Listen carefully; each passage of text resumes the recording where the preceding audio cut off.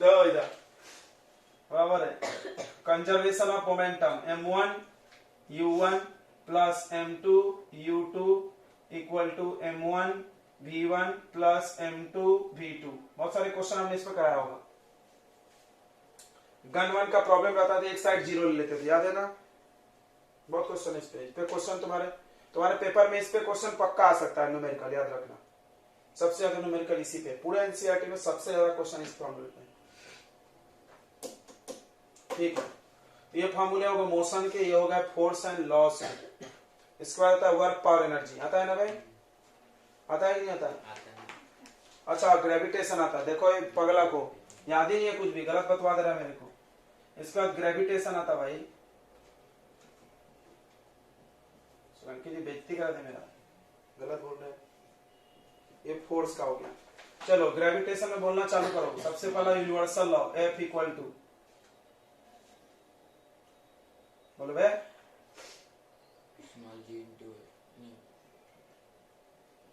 D2 है अपन में, D2 बोल रहे हैं सब, देख लें। D स्क्वायर, G का वैल्यू किसको याद है? Capital G। Very good. देखो हम कितना अच्छा ट्रिक बताए थे, 6 7 8 9 छोड़ दो 10 11 डायरेक्ट है। यूनिट याद है? यूनिट देखो G का यहां से बनता है, इसका यूनिट न्यूटन। बताओ किसी को याद है तो आगे। न्यूटन मीटर स्क्वायर पर केजी स्क्वायर। Very good. चलिए इसके बाद फॉर्मूला आता होगा स्मॉल जी का। बताओ स्मॉल जी का फॉर्मूला। वैल्यू नहीं, capital G capital M upon r square. भाई वैल्यू तो नहीं पूछ रहे। हाँ, स्मॉल जी का वैल्यू अर्थ सरफेस पे, पृथ्वी पे कितना है? 9.8 मीटर पर सेकेंड स्क्वायर। अच्छा, जी पोल और इक्वेटर में कहां ज्यादा होता है? जल्दी से बोलो, जी पोल और इक्वेटर में कहां ज्यादा होता है? बराबर, पोल का रेडियस छोटा। देखो ऐसे याद करना, पोल का रेडियस छोटा तो जी ज्यादा। ओके। जी मून पे अर्थ का कितना होता है? अर्थ के जी से किसको 1/6 करे? किसको 1/6 करे? मून को करे कि अर्थ को करे? गलत गलत गलत। जब हम जान रहे थे कोई कोई ऐसा होगा जो कंफ्यूज होगा, इसलिए हम पूछ के फंसा दिए। बेवकूफो, हम तुमको आइडिया बताते हैं। तो अर्थ का वैल्यू ज्यादा है, उसको कम करोगे तो मून के बराबर होगा। अर्थ का जी क्या है? 9.8 और मून का 2 पॉइंट समथिंग है, तो कम करना पड़ेगा। याद रखना, थोड़ा दिमाग नहीं लगा कोई फंसा देगा तुमको। अच्छा, उसके बाद वेट का फॉर्मूला पढ़ोगे। बताओ वेट का फॉर्मूला बताओ। वेट और फोर्स इक्वल होता है ना? वेट और फोर्स क्या होता है? इक्वल। वेट एक फोर्स है, क्या फॉर्मूला होगा इसका? m इंटू जी। ओके, और कुछ फॉर्मूला था क्या? Mass into acceleration. नहीं, वो तो हो गया ना, ये तो इधर है। और इस चैप्टर में क्या फॉर्मूला था बच्चों, किसी को याद है? प्रेशर का था, कोई बोल नहीं रहा है, देख लो बच्चे। प्रेशर का फॉर्मूला बताओ, प्रेशर का फॉर्मूला बताओ बे। हाँ, थ्रस्ट या फोर्स अपॉन एरिया भी। ऐसा यूनिट क्या था प्रेशर का, याद है? प्रेशर का यूनिट पास्कल। पास्कल न्यूटन पर मीटर स्क्वायर भी होता है, पास्कल भी बोलते हैं। Okay okay okay. इसके बाद रिलेटिव डेंसिटी। डेंसिटी का फॉर्मूला बता दो पहले।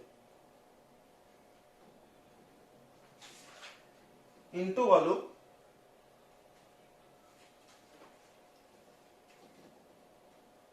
इसका यूनिट क्या हो जाएगा? KG meter power -3। बराबर? हाँ हाँ हाँ। अच्छा, रिलेटिव डेंसिटी बताइए फॉर्मूला। Density of substance. हाँ, good. Density of substance upon density of water. देखो ऐसे डिवाइड कर दोगे ना तुम, दिमाग में सब चीज फिट रहेगा। अच्छा, वाटर की डेंसिटी कितनी होती है? चलिए बताइए, यहाँ जरूरत पड़ती है ना। 1 यूनिट बताना पड़ेगा। 1 किस में? 1 यूनिट किस में? सेंटीमीटर। छोटे यूनिट में, ग्राम पर सेंटीमीटर क्यूब। याद रखना, ग्राम पर सेंटीमीटर क्यूब में 1 होता है। और अगर हम केजी में लिखेंगे तो कितना आएगा? 1000। बराबर, 1000 केजी पर मीटर क्यूब। पर मीटर क्यूब पढ़ते हैं, पर पढ़ते हैं उसको, -3 मत बोलो, पर मीटर क्यूब। चलिए, तो इतनी सारी चीजें आपको पढ़ाई होगी। और उसके बाद सिंक उंक वाला भी कॉन्सेप्ट है बीच में, डूबता तैरते वाले। कोई भी ऑब्जेक्ट डूबता कब है? जब उसका डेंसिटी पानी से ज्यादा हो जाए, या उसके द्वारा लगाया गया बायन फोर्स। ये सब याद है? Archimedes principal.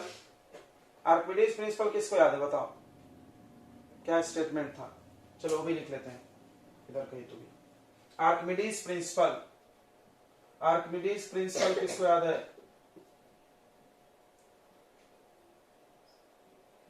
नहीं नहीं, ऐसा नहीं, ऐसा नहीं, ऐसा नहीं, ऐसा नहीं, ऐसा नहीं भाई, ऐसा नहीं, फिर बोले जा रहे हैं ऐसा नहीं। अब थ्रस्ट इक्वल टू क्या? ऊपर फोर्स लगता है। अब थ्रस्ट इक्वल टू क्या? उसने अब थ्रस्ट निकाला। Very good, wait of water displace by object. ये यार बस इतना बोलो, बाकी कथा तो हम भी लिख लेंगे। वेट ऑफ वाटर डिस्प्लेस, जितने दूर का पानी का वेट हटा दिया उसका वजन। ठीक है, याद रखना। इसका फॉर्मूला भी है। क्या फॉर्मूला है? डेंसिटी द वेट, ध्यान से सुनना, वेट के लिए mg लिख सकते हैं ना। वेट का फॉर्मूला क्या लिख सकते हैं? mg। ध्यान से देखना रे, वेट का फॉर्मूला क्या लिख सकते हैं? mg। और मास का फॉर्मूला क्या लिख सकते हैं? देखो, डेंसिटी इक्वल टू होता है मास बाय वॉल्यूम। तो मास इक्वल टू क्या होगा? Density into volume into gravity. याद रखना, ये फॉर्मूला हो गया अब थ्रस्ट निकालने का।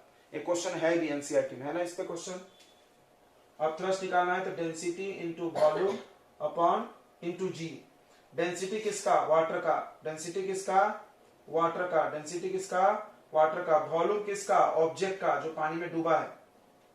और जी पता ही होगा, इससे अब थ्रस्ट निकल जाएगा। ठीक है, समझा कैसे बनाया फॉर्मूला हमने?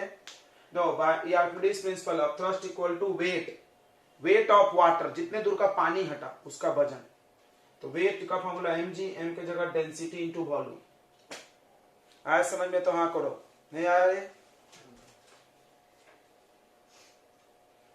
तो इतने फॉर्मूले हम लोग बस पढ़े हैं फिजिक्स में, जितना बोर्ड पे लिखा हुआ है। ठीक है, अब इसके अगले दौर में चलना है, next step towards the physics. Force multiply displacement, ये वर्क का फॉर्मूला है। इसको थोड़ा समझते हैं। जैसे मान लो ये एक वस्तु है, एक डब्बा है, यहां रखा हुआ है जमीन पर। अब कोई बंदा आया, एक लड़का आया बेचारा, और इसको धकेल करके उधर कर दिया, लग रहा है बैठा हुआ है। ये लड़का इसको धकेलते धकेलते धकेलते यहां से, देखो यहां से 5 मीटर दूर आगे ले गया। ले गया कि नहीं ले गया? तो वर्क किया कि नहीं किया? उसने किया ना भाई। बोलेगा लाओ पैसे, इतना धकेल दिया हमने तुम्हें डब्बा। ओके, इतने दूर आ गया। तो इस लड़के ने फोर्स लगाया होगा, लगाया होगा कि नहीं लगाया होगा? और डिस्प्लेस भी हुई है, तो वर्क हो गया। 10 रुपए दो उसको, तो कम किया उसने। अच्छा, मान लो ये डब्बा धकेलता और डब्बा चल के नहीं जाती, जैसे हम दीवार को धकेल रहे हैं। मान लो एक लड़का है, दीवार को धकेल रहा है, दीवार चल के जाएगी कहीं? तो कुछ काम हुआ? नहीं हुआ। नहीं हुआ ना? पैसा मिलेगा उसको? पैसे नहीं मिलेगा यार। कहा मेरा तो काम ही नहीं हुआ, दीवार तो वही है मेरा, तो धकेला भी नहीं तूने यार। तो वर्क के लिए जरूरी है कि फोर्स लगे, और सिर्फ फोर्स लगने से कुछ नहीं होता है, डिस्प्लेसमेंट भी होना चाहिए। बराबर? पता चला तुम फोर्स लगा दिए, कुछ काम करना नहीं मेरा, तो कोई मतलब नहीं तुम्हारे फोर्स का। समझ रहे हैं? जैसे आप पढ़ाई कर रहे हो, पढ़ाई भी एक काम है, वर्क है ना, बड़ा मेहनत काम है। अब पढ़ रहे हैं और परिणाम नहीं निकला, रिजल्ट नहीं आया, फेल हो गया बेचारा टेस्ट में, तो फिर कोई मतलब है पढ़ के? वर्क हुआ? नहीं हुआ। वर्क डन कितना? 0। तो पढ़ाई हो रही है, फोर्स लग रहा है, तो डिस्प्लेसमेंट भी दिखना चाहिए, तब क्या माना जाएगा? वर्क हो गया। तो यहीं से हम लोग डेफिनेशन बना लेंगे। इसको डिस्प्लेसमेंट को S से दिखाते हैं, S सिंबल है, और इधर की तरफ फोर्स भी लग गया, तो वर्क डन का सिंबल ऐसे हो जाएगा, W इक्वल टू फोर्स यानी F मल्टीप्लाई S। चलो, यहाँ पे डेफिनेशन हम लोग यहीं से बना लेंगे। द प्रोडक्ट ऑफ, तो इसी को लिख देना है फार्मूले को, तो डेफिनेशन हो जाएगा। लिख देंगे the product of force and displacement, the product of force and displacement along the force. एक बात बड़ा अच्छा लिखा था, डिस्प्लेसमेंट एलोंग द फोर्स। मतलब हम जिधर धकेले उधर जाना चाहिए, अलोंग द फोर्स। इसका मतलब क्या हुआ? डिस्प्लेसमेंट अलोंग द फोर्स मतलब फोर्स के तरफ चलना। इसका मतलब क्या हुआ? फोर्स के तरफ चलना, फोर्स के तरफ, मतलब हम इधर धकेले उधर ही जा रहा है। समझ में आया? ओके। तो the product of force and displacement along the force is called work done. It's called work या वर्क डन। ठीक है, तो वर्क का फार्मूला अगर याद हो गया तो डेफिनेशन तो याद करना ही नहीं पड़ेगा, वही लिख दिया हमने। अब आ जाइए, क्या क्या निकालते हैं हम लोग इसका? SI unit, SI unit of work, work का एसआई यूनिट बहुत आसान है। किसी भी चीज का अगर यूनिट चाहिए तो उसके फार्मूले में सबका यूनिट रखना पड़ता है फिजिक्स में, ये बात कल पता होगा आपको। तो अगर आपको यूनिट ऑफ वर्क चाहिए तो आपको फोर्स का यूनिट रखना होगा। फोर्स का यूनिट क्या होता है बताइए? न्यूटन। फोर्स का यूनिट न्यूटन। और डिस्प्लेसमेंट का, डिस्प्लेसमेंट काय में होती है? मीटर। अभी यहां लिखे थे फिर भी नहीं देखा, मीटर। तो ऐसा यूनिट ऑफ वर्क होगा, ऐसा यूनिट ऑफ वर्क हो गया बच्चों newton metre, newton metre. Newton metre को ही बोला गया बच्चों जूल। क्या बोला गया न्यूटन मीटर को? जूल बोला गया। जे, कैपिटल जे, फुल फॉर्म लिखोगे तो स्मॉल लिखिए, ठीक है। तो ऐसा यूनिट ऑफ वर्क क्या है? जूल है, न्यूटन मीटर या जूल। अगला सुनो, अब आता है डिफाइन करिए 1 जूल को। 1 जूल का डेफिनेशन देखो, कभी भी किसी फार्मूले में 1 का डेफिनेशन पूछा जाए तो सबको 1 कर देते हैं। मतलब फोर्स को भी 1, डिस्प्लेसमेंट को भी 1, तो वर्क कितना? 1 हो जाएगा। 1 मल्टीप्लाई 1 कितना आंसर आएगा? 1 आएगा। समझ रहा है? कोई पूछ रहा है 1 जूल कब आंसर आएगा, तो 1 जूल आंसर के लिए वर्क फोर्स कितना लगना चाहिए? 1 न्यूटन। और डिस्प्लेसमेंट कितना होना चाहिए? 1 मीटर। क्लियर हुआ? नहीं हुआ तो एक एग्जांपल लो। एक डब्बा है, ये एक डब्बा है, इसको हम 1 न्यूटन फोर्स लगाएं। कितना फोर्स लगाएं? 1 न्यूटन। और ये कितने दूर चल के गई? 1 मीटर। कितने दूर चल के गई? 1 मीटर। तो कितना काम हुआ? 1 जूल। कितना काम हुआ? 1 जूल। समझ में आ रहा है? ये फार्मूला है वर्क का, फोर्स इनटू डिस्प्लेसमेंट। अगर वर्क 1 जूल चाहिए तो फोर्स भी 1 जूल होना, सॉरी फोर्स 1 न्यूटन होना, फोर्स न्यूटन में होगा। और डिस्प्लेसमेंट, हाँ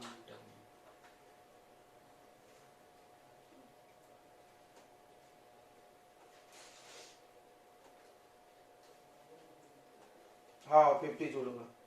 1 न्यूटन फोर्स लगा के 2 मीटर जाएगा तो 2 जूल, 3 मीटर जाएगा तो 3 जूल। इतना तो समझ रहा है। इसका डेफिनेशन क्या लिखोगे? ऐसे लिखेंगे कि इफ, देखो इफ से चालू करते, यदि if 1 newton force is apply and object move कितना? 1 metre, then work is 1 joule. अगर 1 न्यूटन फोर्स ऑब्जेक्ट को 1 मीटर डिस्प्लेस करता है तो फोर्स कितना होता है? 1 joule. If 1 newton force displace object by 1 meter, then force is, force नहीं, work is, then work is 1 joule।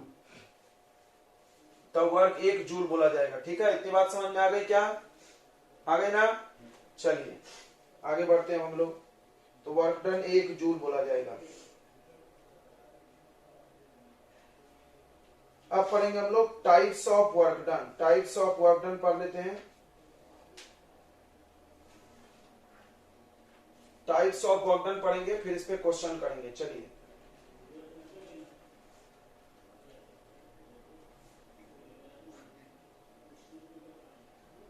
हाँ, गुड क्वेश्चन।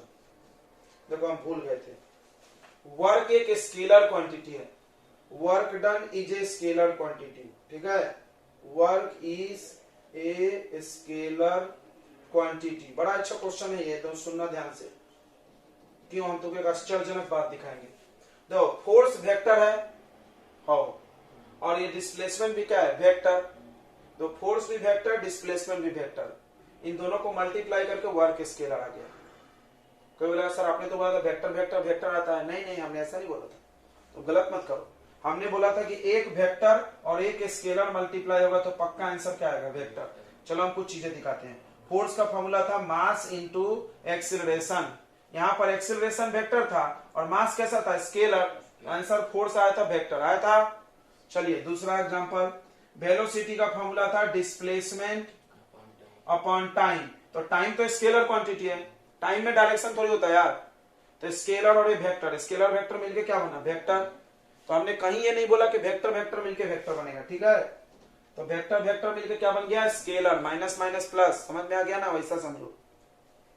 तो work done is a scalar quantity. Work scalar है बट ये दो वेक्टर से बना है, याद रखना।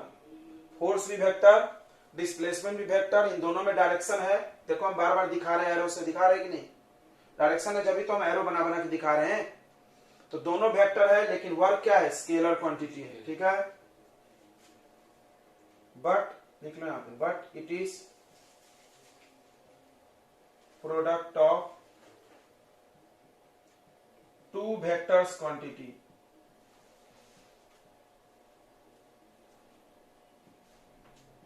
ये दो वेक्टर क्वांटिटी का प्रोडक्ट है लेकिन है ये स्केलर, ठीक है?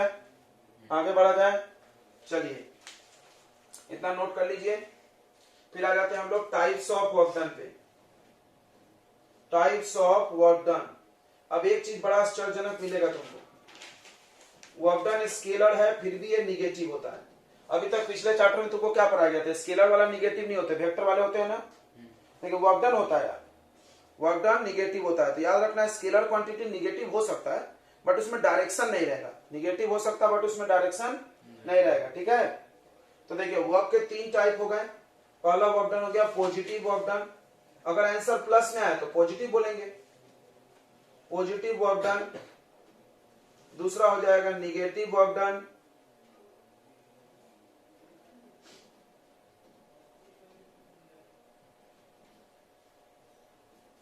और तीसरा हो गया जीरो वर्क डन।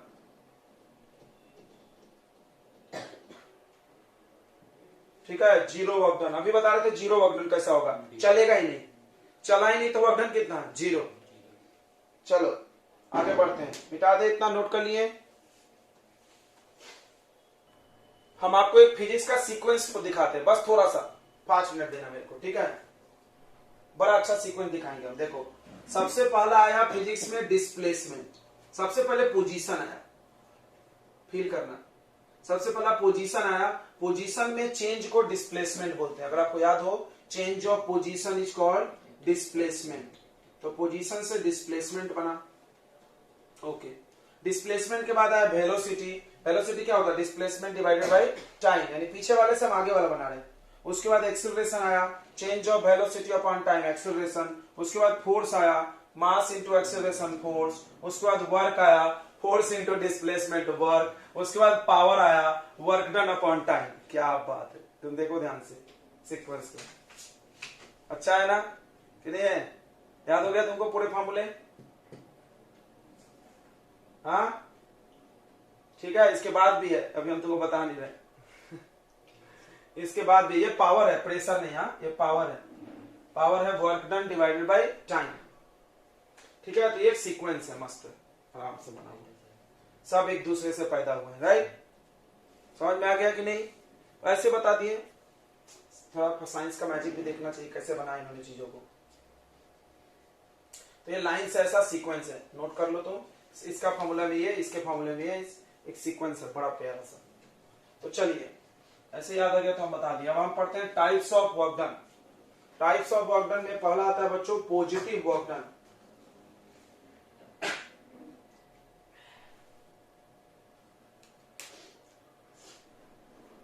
तो पॉजिटिव वर्क डन कब होगा? आप ध्यान से समझना। जैसे कोई ऑब्जेक्ट है यहां रखा हुआ, इसको हम इधर फोर्स लगा रहे हैं और ये इधर ही जा रही है। तो जिधर फोर्स लगाए अगर ऑब्जेक्ट उधर ही गई तो हम लोग पॉजिटिव वर्क डन बोलेंगे, ठीक है? ध्यान से समझना। जिधर हम फोर्स लगाए उधर ही गई तो हम पॉजिटिव वर्क डन बोलेंगे उस केस में, तब वर्क डन पॉजिटिव। अगर फोर्स और डिस्प्लेसमेंट का डायरेक्शन सेम हो, जैसे हम चेयर को धकेले उधर ही गया, किसी चीज को खींचे इधर ही आया, खींचे जिधर खींच रहे उधर आ रहा, इधर धकेल रहे उधर जा रहा है, ठीक है, तो वो कौन सा वर्क डन होता है? पॉजिटिव। समझ में आया? दूसरा होता है बच्चों negative work done.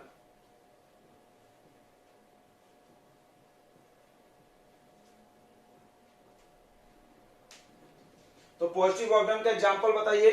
Pulling a chair, pushing door, बहुत सारे एग्जांपल है। सब जितना तुम एग्जांपल बोलोगे सब तो पॉजिटिव का ही है। अब आप चैलेंजिंग निगेटिव का सोचना है। निगेटिव में क्या होगा कि फोर्स और डिस्प्लेसमेंट एक दूसरे के उल्टा लगने चाहिए, मतलब फोर्स और डिस्प्लेसमेंट एक दूसरे का अपोजिट होना चाहिए। मतलब जिधर फोर्स लग रहा है ऑब्जेक्ट उसके उल्टा चल रही हो। सोचो सोचो यहां कहां पर तुमने ऐसा देखा है? सोच लिया आपने? यह है निगेटिव वर्क डन। एग्जांपल्स बताएंगे कि हम बताएं? बताइए बच्चों, निगेटिव वर्क डन आपने कहां देखा?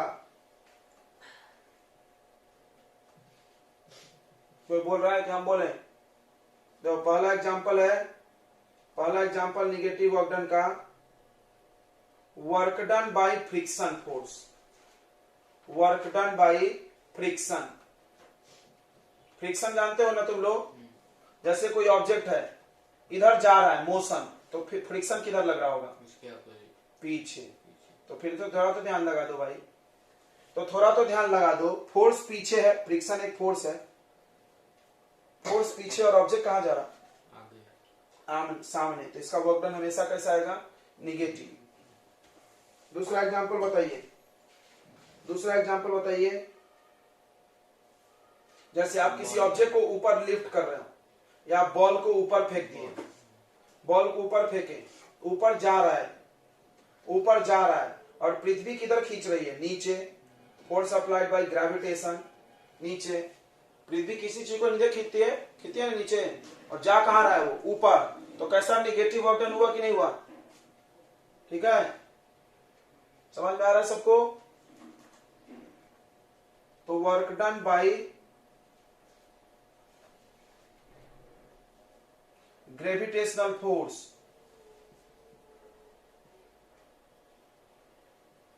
Work done by gravitational force, gravitational force के द्वारा किया गया वर्क डन। ठीक है, work done by gravitational force क्या होगा? निगेटिव हो जाएगा। कब? जब ऑब्जेक्ट को हम कहां फेंके? ऊपर। व्हेन ऑब्जेक्ट इज थ्रोन, शायद उसमें यू जीरो होगा, नहीं यू थोड़े जीरो होगा, भी जीरो होगा, जीरो तो भी ही होगा। When object is throne upward, ऊपर जब भी जाते हैं तो भी जीरो होता है, कभी यू जीरो नहीं होता, लेकिन खींच रहा है पृथ्वी नीचे। अच्छा ओके ठीक है, बाद में देखते हैं। तीसरा एग्जांपल बताइए। देखिए आप कुएं से पानी निकाल रहे हो, देखिए कुएं से पानी निकालते हुए,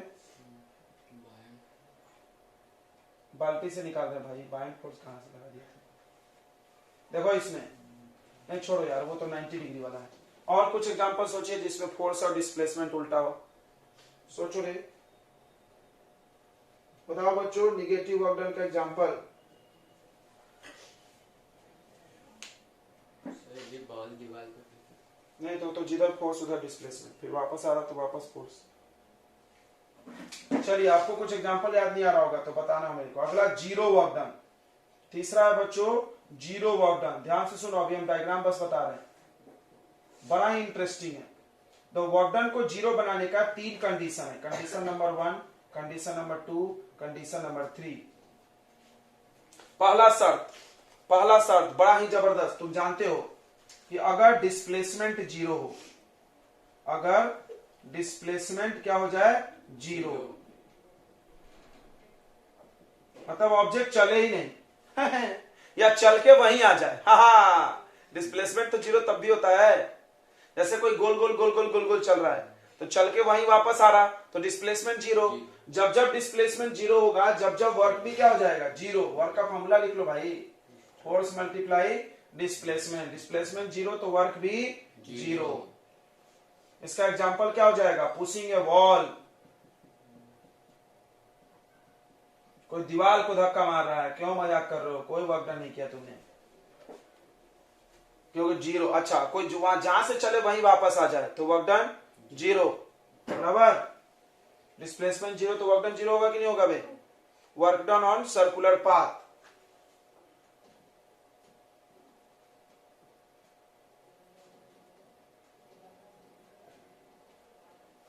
सर्कुलर पाथ पर भी वर्क डन 0 हो जाएगा, ठीक है।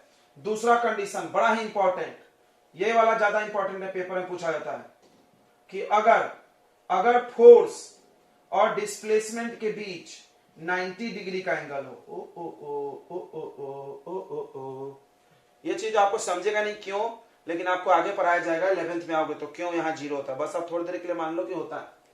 तो अगर देखो, अगर इफ फोर्स एंड डिस्प्लेसमेंट, इसका एग्जांपल सोचो, if force and displacement are perpendicular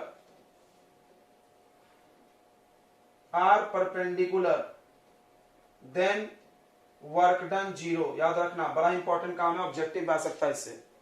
अगर फोर्स और डिस्प्लेसमेंट के बीच 90 का एंगल बना तो वर्क डन 0 होगा। चलिए एक एग्जांपल लेते हैं। एग्जांपल नंबर 1 है, एक कूली है, कूली जानते हो, सामान को रख रहा माथे पे और चला बेचारा आगे आगे चला, अरे भैया चला। अब देखो ये जा कहां रहा है, कूली आगे, ये कूली है, कूली जा कहां रहा है, आगे, डिस्प्लेसमेंट, और बक्सा को धकाल रहा होगा ऊपर ना, फोर्स कहां लगा रहा है, ऐसा उठाया हुआ है, नीचे लगा रहा है, ऊपर, फोर्स कहां लगा रहा है, ऊपर। तो फोर्स और डिस्प्लेसमेंट के बीच एंगल कितना है, 0, तो वर्क डन 0।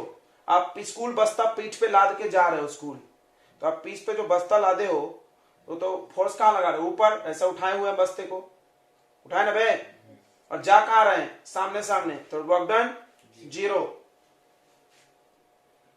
अभी हम कुएं वाला एग्जांपल दे रहे थे, ये देखो ये कुआं है, यहाँ एक चक्री लगी है, घिरनी लगती है ना, और ये बाल्टी से पानी आ रहा है, के देखो फोर्स हम इधर लगा रहे हैं और डिस्प्लेसमेंट कहां हो रहा है, ऊपर, तो एंगल कितना 90, तो वर्क डन 0। और बताओ रे, दो चार 10 एग्जांपल बताइए, 0 वर्क डन। सोचिए बताओ बच्चों, और एग्जांपल, हाँ बोलो।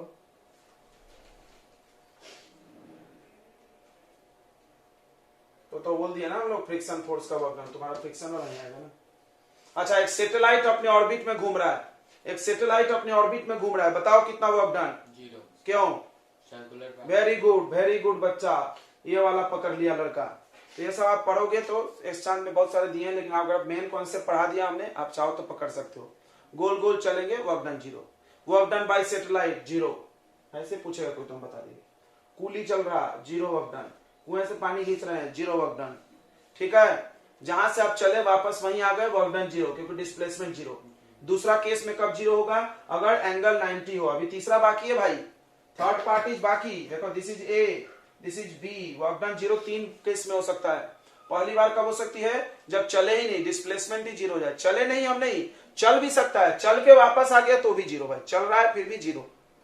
दूसरा में एंगल 90 हो तो भी वर्क डन 0। और तीसरा सुन लो, फोर्स ही नहीं लगे, मान लो फोर्स ही नहीं लगे, फोर्स नहीं लगे तो डिस्प्लेसमेंट वर्क डन होगा। वर्क डन में फोर्स डिस्प्लेसमेंट है, तो फोर्स 0 तो वर्क डन, वो वाला नहीं लिखते हैं, वो ज्यादा इंपॉर्टेंट नहीं है। जब फोर्स नहीं लगेगा तो कोई वर्क ही नहीं पूछेगा। चलो ये 2 इंपॉर्टेंट है, अच्छी बात है। चलिए, तो what is positive work done, बता रहा है कोई डेफिनेशन, हम बता रहे हैं। देखो, when the direction of force and displacement are same, बराबर। एक तरफ को क्या बोलते हैं इंग्लिश में, जब फोर्स और डिस्प्लेसमेंट एक ही तरफ हो, इन सेम डायरेक्शन। हाँ, when force and displacement are acting in same direction, ऐसा लिख दिया जाए क्या, कैसे लिखा जाए, पॉजिटिव वर्क डन क्या होगा, when direction of force and displacement are same, when direction, पहले डायरेक्शन लिख दिया भाई, फिर 10 बार direction, when direction of force and displacement are same, then work done is positive.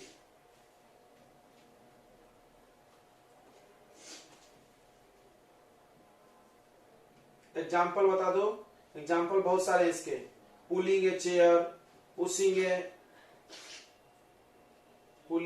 Chair. क्या पुश कर रहे हो तुम? Door, right? Pushing door. और कुछ एग्जांपल? ढेर सारे एग्जांपल। किसी चीज को उठा रहे हैं हम ऐसा हाथ से, वो भी हो जाएगा, छोड़ दो। दूसरा निगेटिव वर्क डन लिखो। हाँ, थ्रोइंग ए बॉल। कोई भी काम कर रहे हैं सब आ जाएगा पॉजिटिव में। पॉजिटिव के ढेर सारे एग्जांपल है। Negative work done. Negative work done का बताइए क्या लिखेंगे? If the direction of force and displacement are in opposite, या when the force and displacement are in opposite direction, ऐसा लिखो। व्हेन द फोर्स एंड लिखो, when the force and displacement, diagram बनाना है ये सब, डायग्राम देख के समझ में आएगा। When the force and displacement are in opposite direction, then work done is negative. ये एग्जांपल है सब। वर्क डन बाय फ्रिक्शन, और ऑब्जेक्ट को ऊपर फेंके तो work done by gravitation force. लिख लिए? क्या लिखे? When the direction of force and displacement are in, sorry उल्टा बोल दिया। When force and displacement are in opposite direction, direction बाद में लिखना, then work done is negative। लिख लिए? चलिए अगला लिखिए जीरो वर्क डन। जीरो के लिए दो बातें लिखिए, यहाँ पर आप छाप लो यहीं से। अगर फोर्स और डिस्प्लेसमेंट परपेंडिकुलर होगा तो भी वर्क डन जीरो, अगर डिस्प्लेसमेंट जीरो होगा तो भी वर्क डन जीरो। ठीक है बच्चों, तो आप नोट कर लीजिए। नोट करने के बाद आपकी क्लास हो जाएगी आज के लिए खत्म। कल मिलेंगे इसी टाइम पे, तब तक के लिए गुड बाय।